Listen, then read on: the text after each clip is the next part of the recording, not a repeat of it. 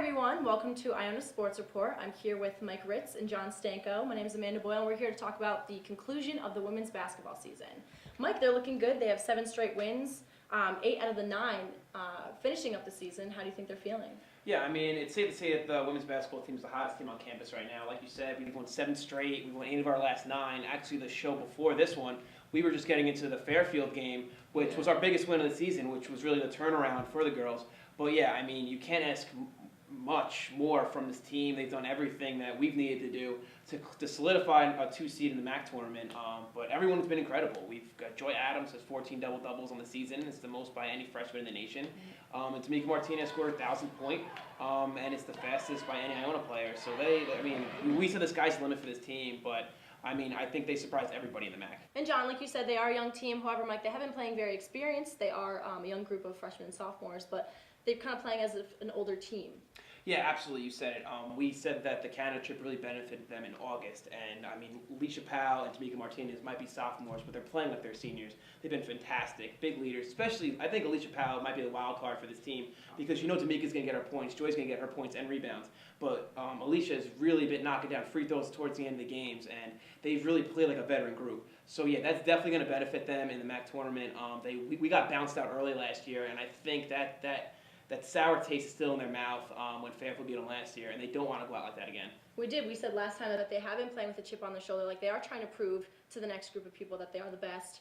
Moving forward, how do you think they're going to carry that into the MAACs? You know what? I think it's going to be big on the defensive end. You mentioned Alicia Powell. She's been phenomenal defensively, stealing the ball, forcing the up-base tempo that the Gales like. And I think if the defense is solid, Iona's going to do fine. Because much like the men's team, they kind of adapted that. You play hectic defense, you're going to force turnovers, you're going to score points off those turnovers. And Alicia Powell, you remember last year in the MAAC, the game against Ryder, knocking down those late free throws, the buzzer beater, you got that win. A huge game for Iona if Alicia Powell can do that again this year, because you got Tamika playing more consistent, and now you have Joy, a force offensively down low. The Gales are definitely for success. Really? Yeah, I mean, Jon said it. Especially Haley D'Angelo also has been crucial because she's not just passing the ball either, because now teams are kind of backing off her and she's shooting the 3. So it's just another threat that Iona has.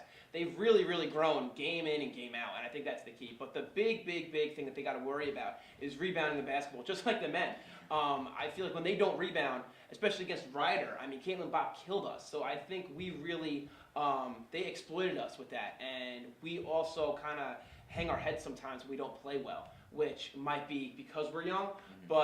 But yeah, I think the big key is playing defense and rebounding the basketball and just limiting each team to 1 shot per possession. Definitely. And you also got to wonder about the health of this team. Now, Sabrina Jarrett was a little banged up late this season, but she's definitely rebounded. And she played well despite when she had that little bit of a toe injury, the turf toe.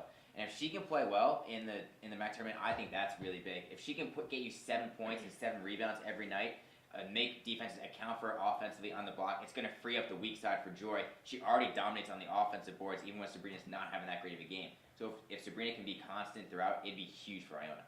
Yeah, absolutely. Sabrina, any production you get out of Sabrina offensively is a bonus, but I think she's very underrated defensively, even with her as many blocks as she gets, because she alters so many shots. She alters every possession, anybody getting in the lane. She's a big presence down low, and that's going to be key. I mean, with Bree, it's going to come down to health, but I think she's going to be ready. She's also a momentum type of player, and look, there isn't a team that has better momentum right now than Iona.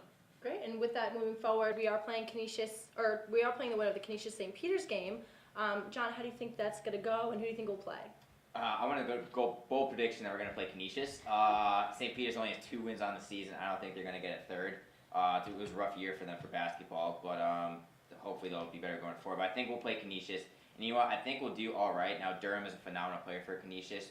She's a first-team All-MAAC performer. If we can contain her, though, that's really all they have in my mind. So if we can get past Canisius, I think we have really a clear path to the finals as long as we just beat Canisius and take care of business.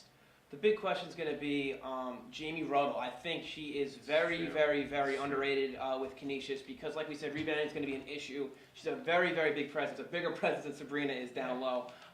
She struggled so much at Canisius that I think that's why we were able to handle them on the road. Mm-hmm. But she doesn't play like that often. When they came here, it's a different story. That had to be one of our best offensive games of the season. So I think this Canisius game might be a little underrated. I think it's going to be a close game. But if, like John said, if we stop Ashley Durham, we're going to be okay. But Jamie Rhodes can kill us. She can light us up for a double-double because she's bigger than Joy, and she's definitely bigger than Sabrina. So it's definitely going to be a tough matchup for us. And making predictions, I know John said that we have kind of a straight path after Canisius. What is your thoughts? I mean, there's no way that Canisius is going to lose to St. Peter's. I think that's going to be. I think that's. But the only other kind of upset I might see is Fairfield going down to Siena. I think Fairfield's the 3 seed, Siena's the 6. But other than that, because Lily Grenzy's fantastic for Siena. She's a first-team All-MAAC player.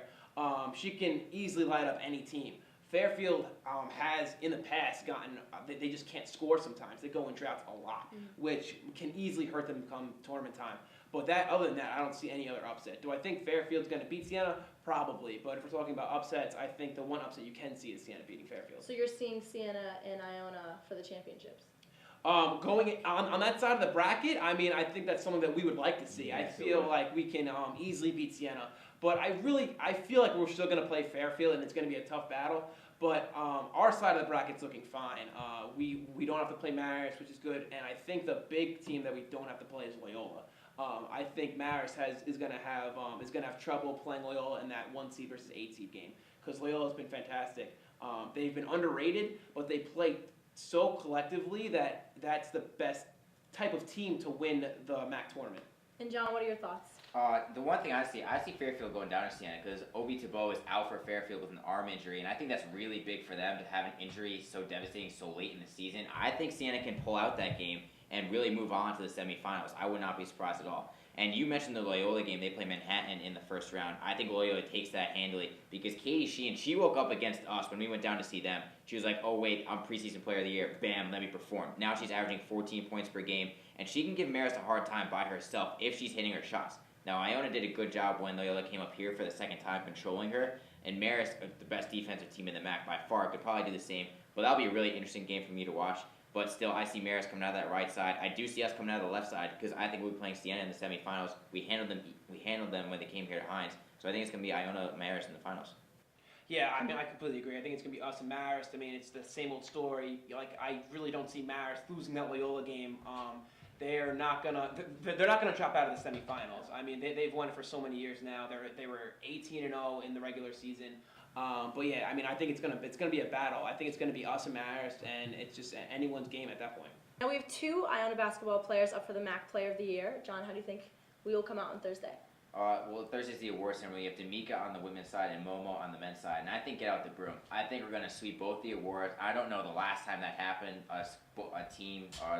A school had players from both teams really sweep the awards. I think Momo averaging the most points in the MAAC, the most prolific scorer. Everyone fears him. And you have D'Amica Martinez snubbed last year from the first team. She gets it this year, and she's by far the best player in the MAAC in my mind. Even defensively now, she's picked up her game later half of the season, and I think Iona's going to sweep it. Yeah, I don't see anybody else. On the women's side, the only person I can really see is Grenzy getting it over D'Amica. But I think because Siena has a low seed, they're a 6 seed. I don't think they're gonna give it to her. I think they're gonna give it to a girl the number 2 seed in the MAAC.